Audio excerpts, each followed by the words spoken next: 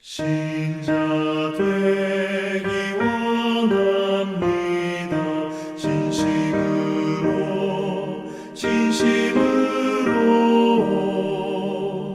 신자 되기 원합니다. 진심으로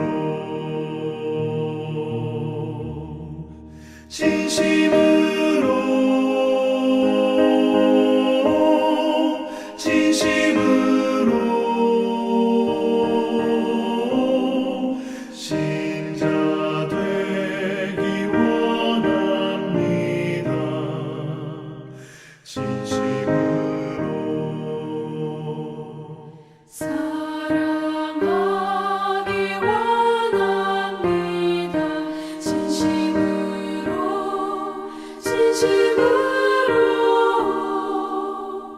사랑하기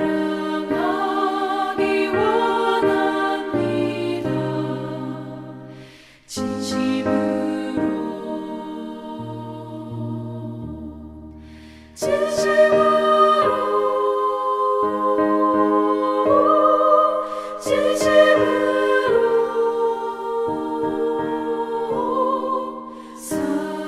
사랑하기 원합니다.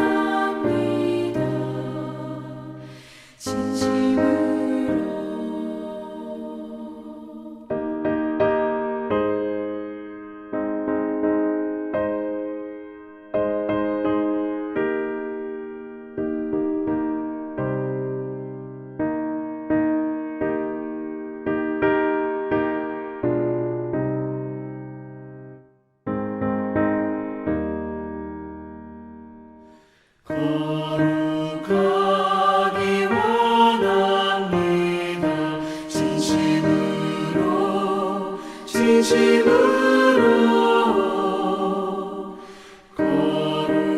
거룩하기 원합니다.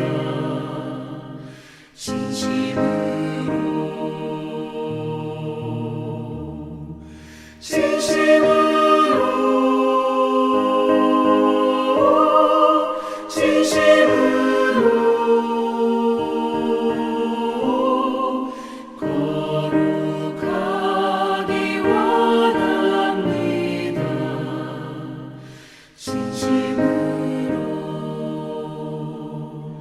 예수 닮기 원합니다.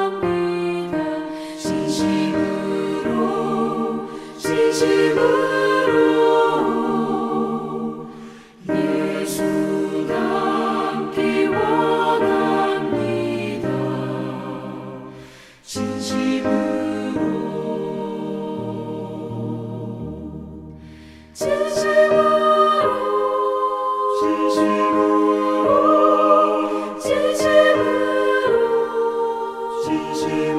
진심으로 예수 닮기 원합니다.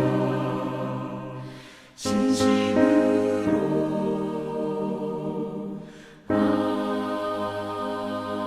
아멘.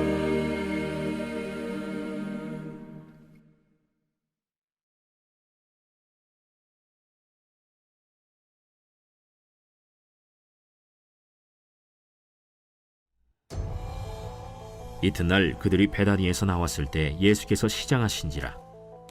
멀리서 잎사귀 있는 한 무화과 나무를 보시고 혹 그 나무에 무엇이 있을까 하여 가셨더니 가서 보신즉 잎사귀 외에 아무것도 없더라. 이는 무화과의 때가 아님이라.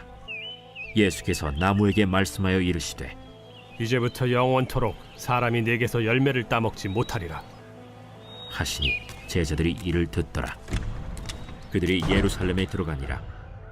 예수께서 성전에 들어가사 성전 안에서 매매하는 자들을 내쫓으시며 돈 바꾸는 자들의 상과 비둘기 파는 자들의 의자를 둘러 엎으시며 아무나 물건을 가지고 성전 안으로 지나다님을 허락하지 아니하시고 이에 가르쳐 이르시되 기록된 바 내 집은 만민이 기도하는 집이라 칭함을 받으리라고 하지 아니하였느냐. 너희는 강도의 소굴을 만들었도다. 대제사장들과 서기관들이 듣고 예수를 어떻게 죽일까 하고 꾀하니 이는 무리가 다 그의 교훈을 놀랍게 여기므로 그를 두려워함일러라.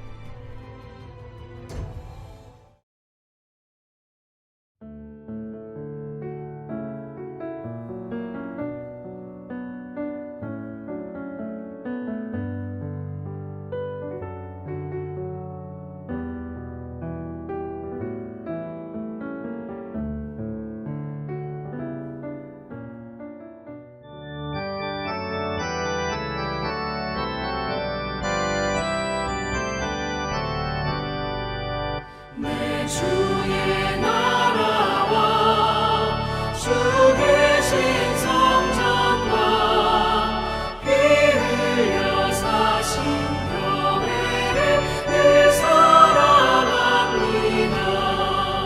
내 주의 교회는 천성과 같아서 눈동자같이 아끼사 늘 보호하시네. 이 교회 위하여 눈물과 기도로 내 생명 다하기까지 늘 감사합니다.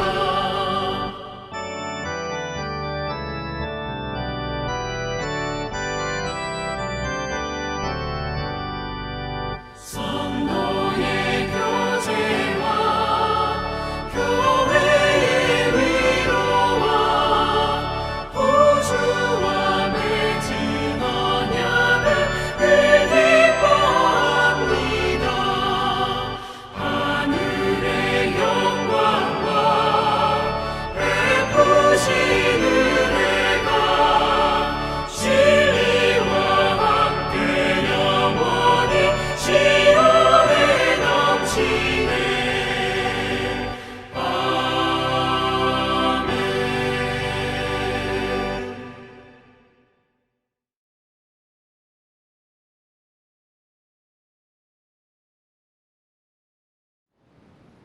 할렐루야.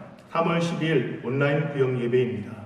오늘도 하나님의 풍성하신 은혜가 모든 구역과 각 예배의 자리에 함께 하시기를 주님의 이름으로 축복합니다.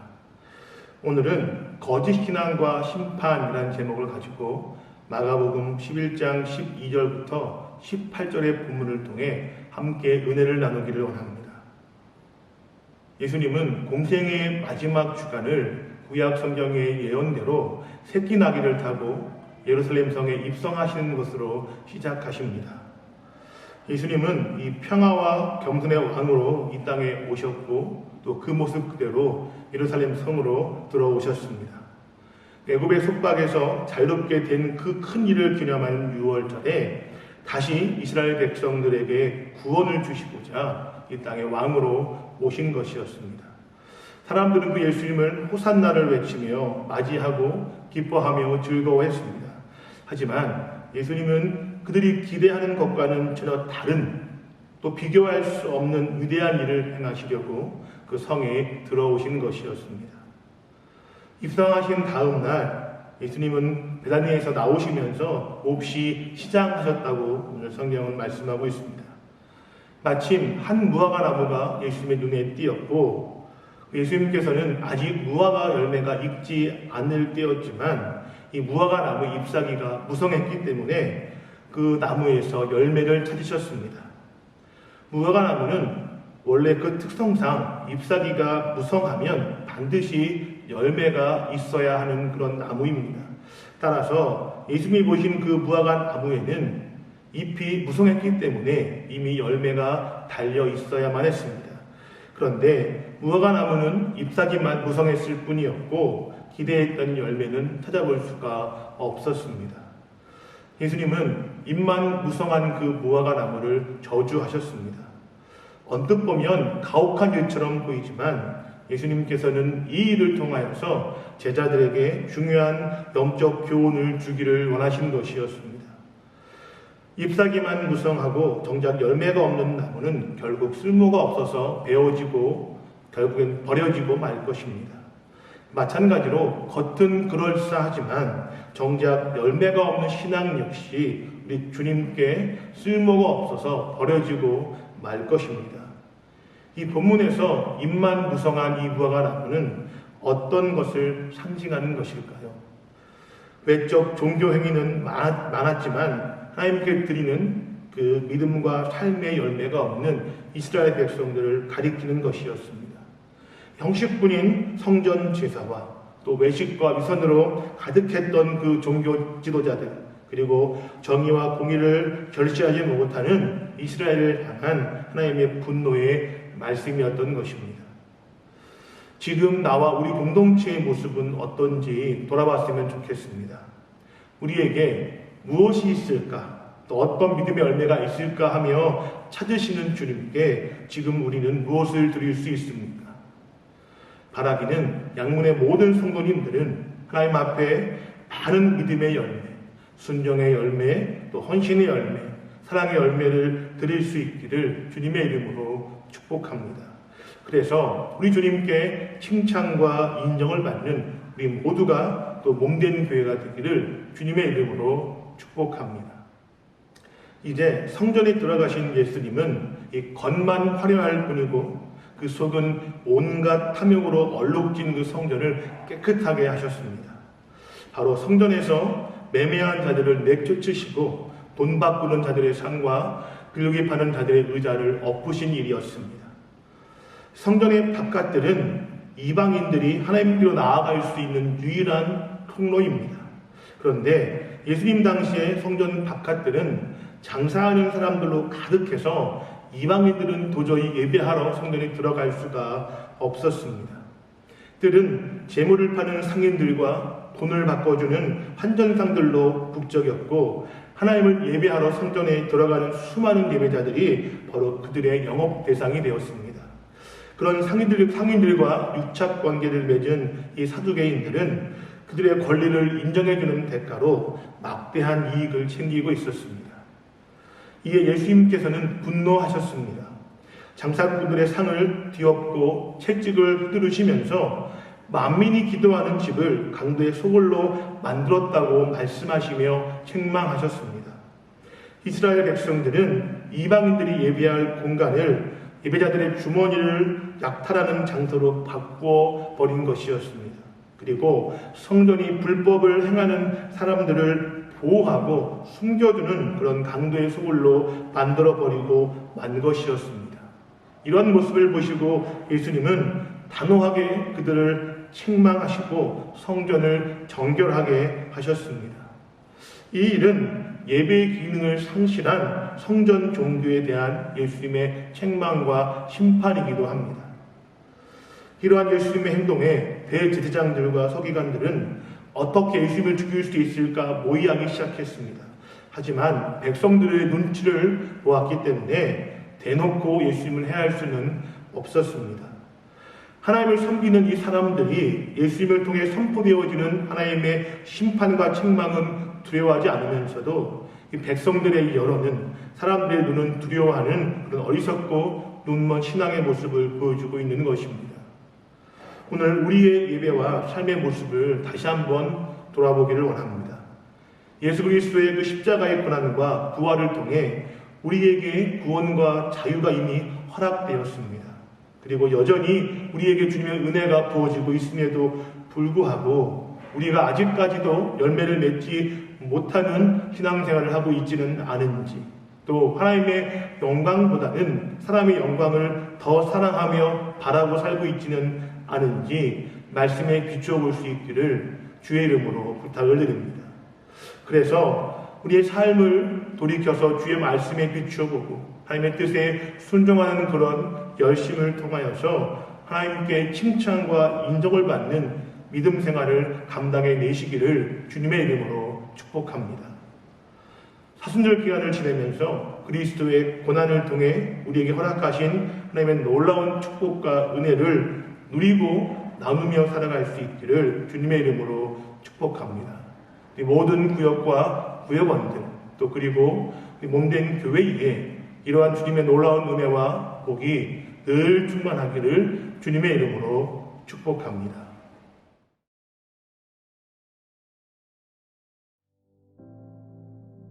하늘에 계신 우리 아버지여, 이름이 거룩히 여김을 받으시오며 나라의 임하옵시며 뜻이 하늘에서 이룬 것 같이 땅에서도 이루어지이다. 오늘날 우리에게 일용할 양식을 주옵시고 우리가 우리에게 죄 지은 자를 사하여 준 것 같이 우리 죄를 사하여 주옵시고 우리를 시험에 들게 하지 마옵시고 다만 악에서 구하옵소서. 대개 나라와 권세와 영광이 아버지께 영원히 있사옵나이다. 아멘.